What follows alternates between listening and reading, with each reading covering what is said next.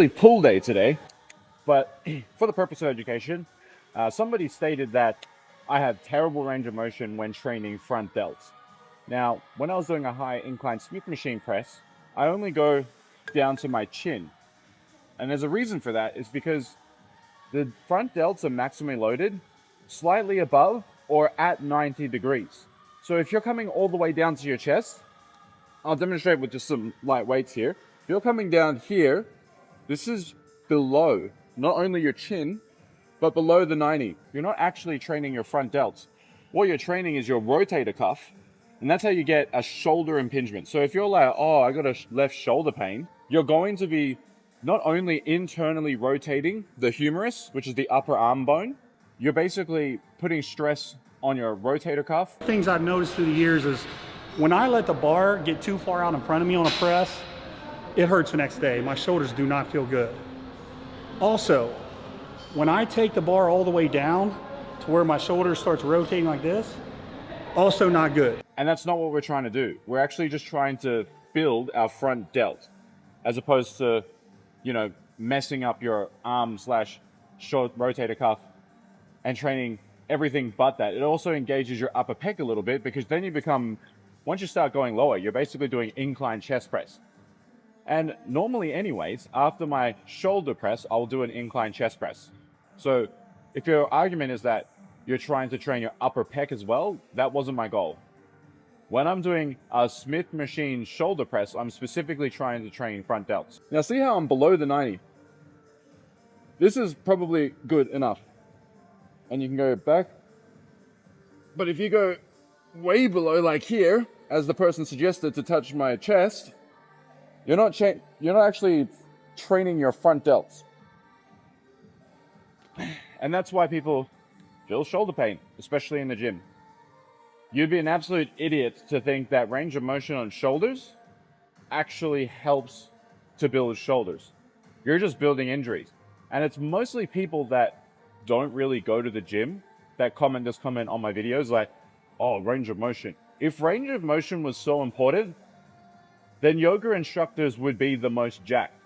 Range of motion isn't the main driver for hypertrophy. If you're trying to build big muscles, it's actually mechanical tension. So using the full range of motion, and like, we're not talking about extended range of motion, like beyond what is considered range of motion. Just using the full range, which is down to the 90, is sufficient. What I do on these is it's almost like a half rep down to my chin right before this starts. So I'm coming right here, I'm keeping the bar in close, real close, and I'm doing it like this. Close to my face, down to my chin, and up. So Anatoly actually does 90 kilos because he's a power lifter. And obviously he tries to do explosive 1-rep maxes for deadlifts and things like that to be very impressive and to show off his sleeper build, so to speak. But as a bodybuilder, again, like we were talking about before, we do want to train full range of motion. And it's actually a lot harder to do these with full range and then also time under tension for like a 5-second tempo if you were to go this heavy. So we're actually going to go for around 40 kilograms, which is like what, 88 pounds. And as opposed to just like he does it from the ground like this and then rips off, we're actually going to control it.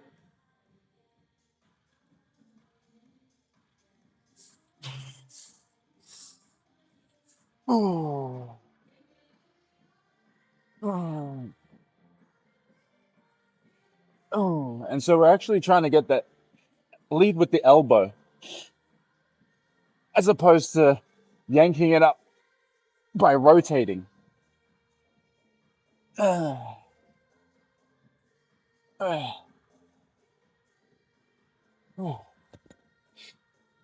Okay.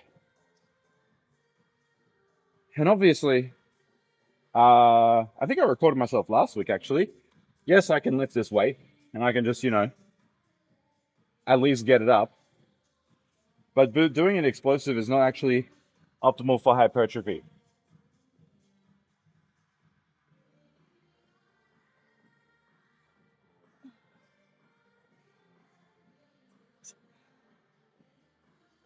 So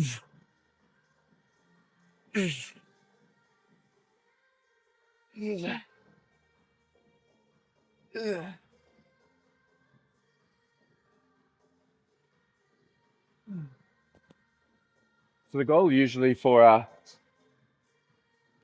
dumbbell rack, single arm dumbbell rows is to at least hit 12. I understand why people always complain about how bodybuilders, after they lift, they can't breathe and they sound like they're out of breath.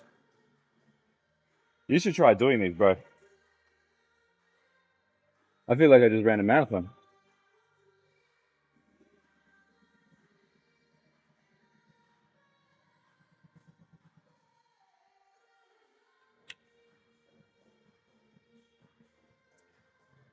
Low-key needed a drink there. But out of curiosity, what's all your favorite back exercises? If there was one back exercise that I would want to train, if it's not the pull-up, I'd probably say the T-bar row, if it was like a machine. Because you can do like lots of different grip variations to target different parts of your back. And it's very good for training thickness. But since this is my first exercise, this is the one where I want to put a lot of energy into. So, sticking to my, want to actually make sure I get full range of motion, let's just keep with this 40.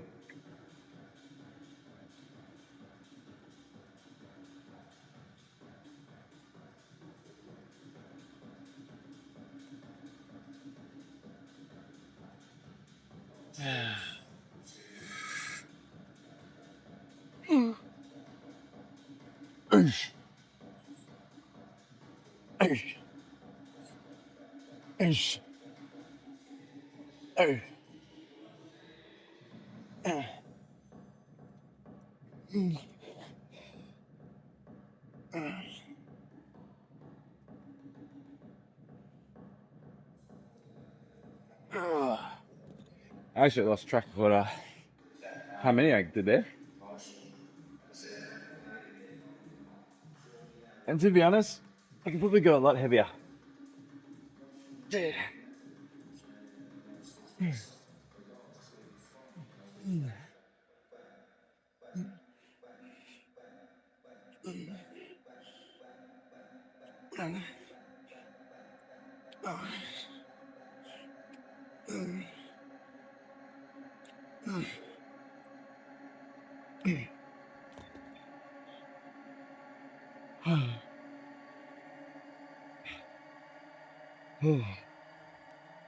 All right.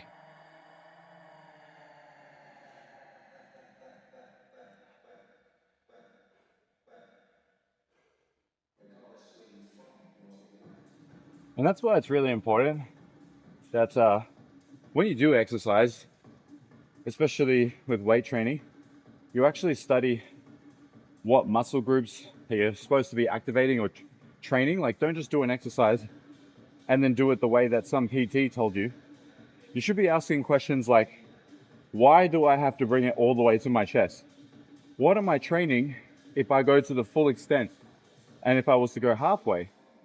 If you don't ask those kind of questions, you don't actually understand the biomechanics of the movement. And you won't have that muscle-mind connection if you don't actually know what muscle you're supposed to be training in the exercise. So this is why you can immediately tell someone who's had zero experience in lifting weights, or they're just trolling and they're actually trying to, promote misinformation. When someone says like, oh, you need to go below the chin, literally touch your belly button on front delts. Makes absolutely no sense from a biomechanics. And it's like basic physics, right? Like, look at this, right? Coming down. And once I get here, you're not using your delts anymore. You can even see like my triceps are engaging from doing this. So if you think coming really low, it's going to train your front delts, you're cooked.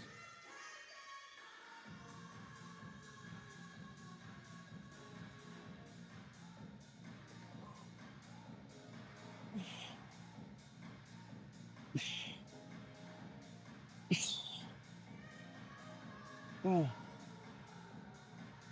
Oh. Oh.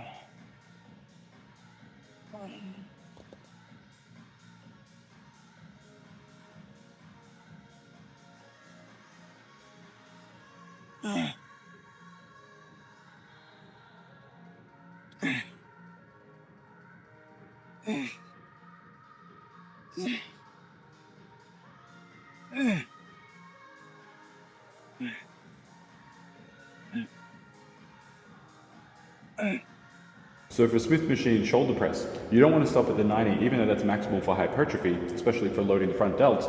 You actually just want to keep going, and you just keep going as deep and full range of motion, you know, like you want to turn it straight into a deadlift. Because if you deadlift it back up, full range of motion. We actually trained biceps today.